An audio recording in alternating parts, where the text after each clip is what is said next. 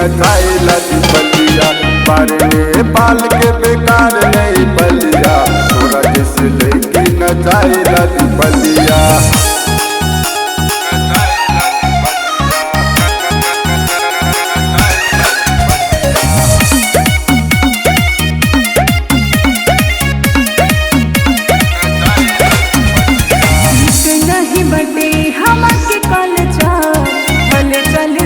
हम दोसारा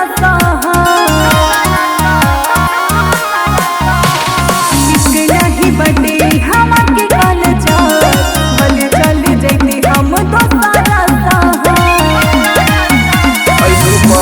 पढ़ावे के घूमेला हो सेंस जैसन भाषा बोलेला हो।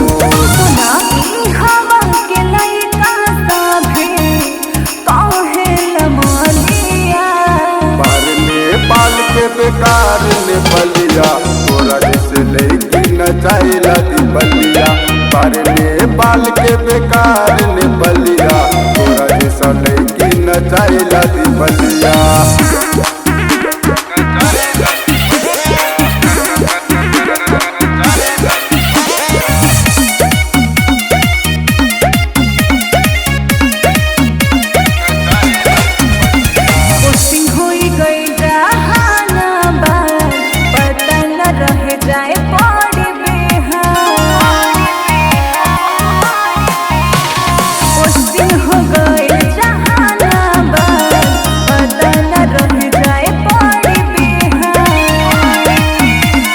पसंद न रहे तो ऐलू काहे बिहार के बदनाम कैलू काहे।